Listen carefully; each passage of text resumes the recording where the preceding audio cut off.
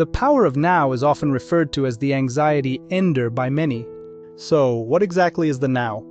Why does the now possess power? Today we are honored to have the book's author, Eckhart Tolle, who is also an influential spiritual teacher. Hello, Mr. Tolle. Hello, brother. Mr. Tolle, when you mention the now or living in the now, many might simplistically think it means live for today, for tomorrow is uncertain. But I believe you mean something deeper. Could you please explain your viewpoint? That's a good question, but I believe you'll have the answer yourself soon. First, let me ask you, have you ever felt anxious? Of course I have. Back when I was anxious, I even developed quite a few gray hairs. Oh, brother, looking at your full head of black hair, it seems you are no longer anxious, huh? So why were you anxious back then? I had too many expectations for the future, and my current situation was far from those expectations.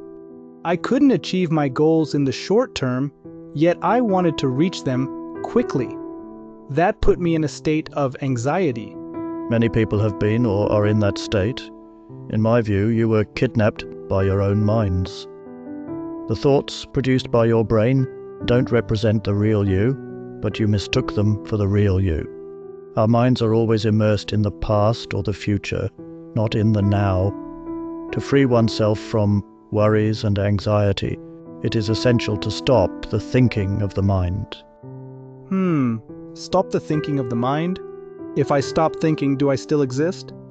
Of course, you also have hearing, sight, touch, sensations, and so on. Thinking is just your ego.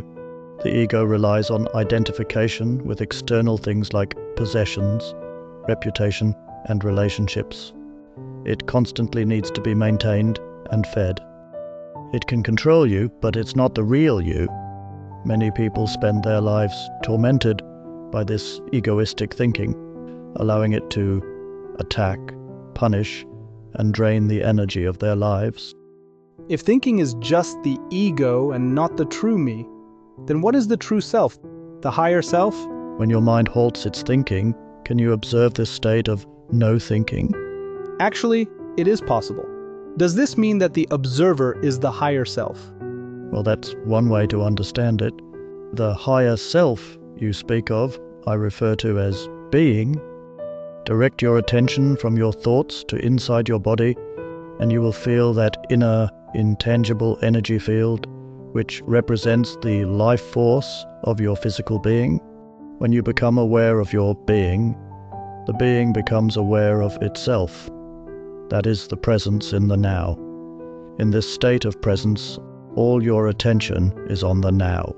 The power of now is the power of your presence, the consciousness liberated from mind patterns. If you can observe all these things in the now without judgment or analysis, all your unhappiness and struggle will disappear, and your life will be filled with joy and peace. Well, I see. I understand your meaning of the power of now. It's a kind of energy that frees us from the troubles of the past and worries about the future, focusing us on the moment of now. But what I still want to know is, if the direction led by the being is not what I desire, what should I do? Do you think your being would deceive you? What we need to do is surrender, wholeheartedly accept the reality of the now, regardless of the situation at the moment, willingly accept it instead of resisting it, making it your friend and ally rather than your enemy. This will incredibly transform your entire life. Isn't the idea of surrender a bit passive? Shouldn't we actively seek some kind of change? Surrender is not weakness, but an acceptance of the true present. When you unconditionally and wholeheartedly accept the present moment, you'll find that without much effort, your state of life has changed dramatically. Surrender changes you, and when you are changed, your whole world changes, because the world is merely a reflection of your inner self.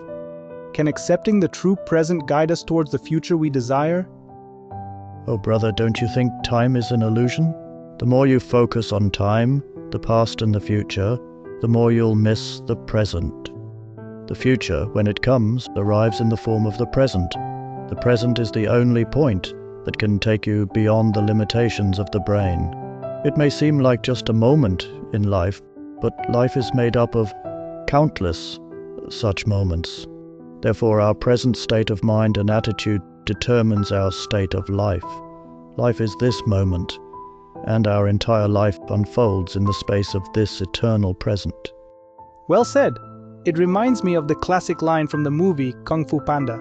Yesterday is history, tomorrow is a mystery, but today is a gift. That's why it is called the present. The present is the best present. Thank you, Mr. Tolle.